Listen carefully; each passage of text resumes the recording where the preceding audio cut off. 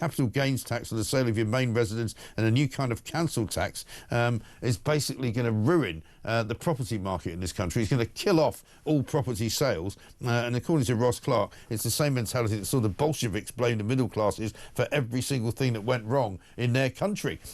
Ross, a very good morning to you. Good morning, Mike. It goes from bad to worse, this. Every day I wake up and think, surely this government can't get any worse. And sure enough, it absolutely does. Yes, I mean, the Labour government's actually brimming with ideas. You can't say it's not brimming with ideas, but unfortunately, every single one of them seems to revolve around how it can, new taxes, new ways of extracting money from us. And I think Rachel Reeves' game here is quite clear. She's going to, between now and the budget, she's going to float ideas for so many taxes that sort of when the budget day comes, we'll all be pathetically grateful that she's only actually introduced some of them and not all of them. Exactly.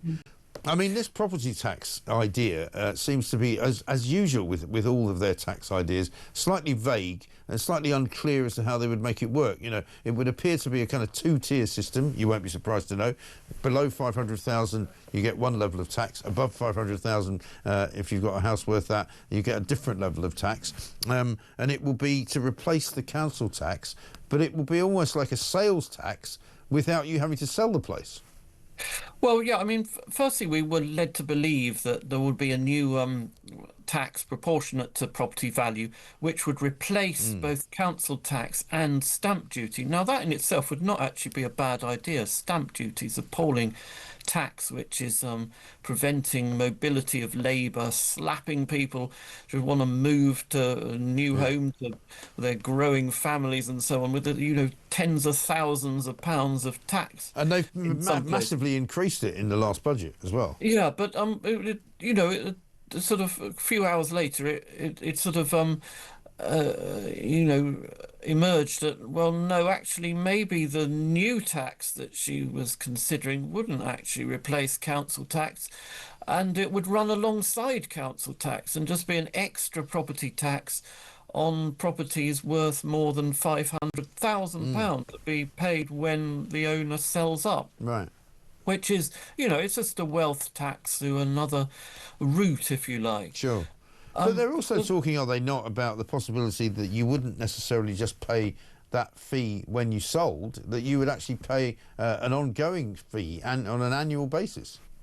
Yes, well, there's two parts. I mean, what Rachel Reeves seemed to be drawing on was a proposal that was made by actually a centre-right think tank, Onward, last year, which proposed sort of two taxes, a tax on property values up to £500,000, which would go to local government, and then a tax on properties, extra tax on properties over 500,000, which would go to the national government. Right. But as is the way with Labour, they seem to have taken this idea, but instead of using it to replace existing taxes, they seem to be contemplating it imposing on top of existing taxes. But not only that, and then yesterday it emerged that Reeves seems to be thinking of removing the exemption from capital gains tax on main homes or higher value main homes. Now, at the moment, you sell an asset, or most assets, you have to pay tax on the capital gain you've made on that during your ownership. But main homes are a big exemption to this. So, for example, you might have bought a house 20 years ago for 500,000. It's now worth 1.5 million. You've made a capital gain of £1 million. And at the moment, this is untaxed. Reeves seems to be thinking, well, maybe we could tax as long as it's your main residence, right? Well, I mean, you pay capital gains tax on investment properties and second homes anyway. Yeah. So, it would just be the existing exemption on main homes that would go. But she doesn't seem to have thought through the consequences of this. One thing, it would make the housing crisis worse because it would discourage people from downsizing. If you had to pay 24% is the capital gains tax rate. So, I mean, you know, the example I just gave, you made £1 million capital gain. If you have to pay £240,000 tax to the government to Mm. sell your house, you're not going to sell your house, are No, you? You're no, just I going don't to think so. stay in it.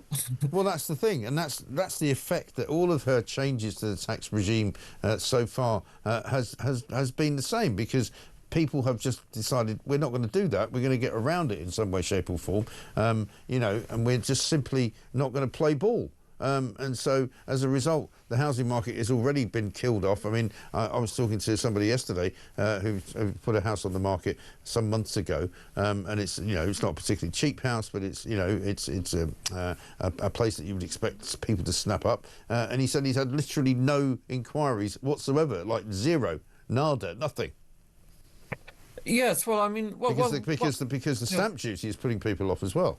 The stamp duty is a huge disincentive Yeah. to move, and Rachel Reeves in the last budget slipped through with this sort of extra 2% surcharge for people buying additional properties, investment properties, or Yes. second homes, which, you know, maybe people say there's an argument for that to discourage people from buying second homes from under the noses of people who'd like to just a main home. But you know, what she's done, it sort of killed off the Mm. market, and you know, it's made taxing second home buyers out the market in a few areas has not helped the greater number of first-time buyers over because most parts of the country there are not very many second home buyers anyway. No. So you know, that's achieved nothing really other than to damage the housing market in those few areas which are sort of dominated Yeah, by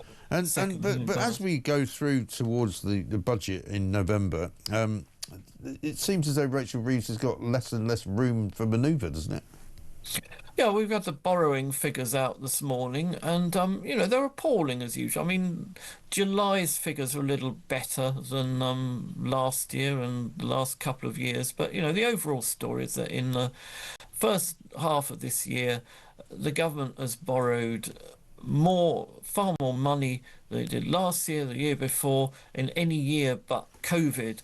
And the debt burden is becoming an Mm. insurmountable burden for this country. Yeah. And it is difficult to see how this gets resolved because, you know, the Labour backbenchers who blocked that very modest proposed cut in benefits, they've made it sort of virtually politically impossible for this government to make any form of cut in public spending, with the result that Rachel Reeves is just left with this one tool, tax rises. And tax rises, you can increase tax rates however you like, but if you get to a certain stage, you start to discourage economic activity, which then starts to eat away at your revenue. Mm. So, you know, this could end very, very horribly. You know, we know what happened under Liz Truss. It seems increasingly to me that could just be the Yeah. rehearsal for a Well, much quite. bigger fiscal crisis down the Exactly. road. Exactly right. Ross, thanks very much indeed. Ross Clark, columnist at The Sun today, writing about Labour's homes tax bombshell, which could hit sometime in November as a kind of property tax, a wealth tax on any kind of property, particularly if it's over the price of £500,000, which for a lot of people in London it would affect, because you don't have to be rich in London to have a house that's worth £500,000. Let's get a look, though, at Rachel Reeves and what she says about her qualifications. The one job that I've always wanted to do is to be Chancellor of the Exchequer. I was an economist at the Bank of England many years before I became an MP. I worked in financial services. I know how to run a successful economy. And I wanted to be an economist, but after finishing at university, my background is as an economist, and I think I put that to good use. As a young economist at the Bank of England, I was seconded to the British Embassy here. But it also made me reflect that in all my time working as an economist at the bank and in the private sector, I spent the best part of a decade as an economist at the Bank of England. I started my career as an economist at the bank. You know, I started my career as an economist at the Bank of England. I know how important it is to have low and stable inflation. Low inflation, yeah, very important that. Unfortunately, it's not low anymore. It's a bit high.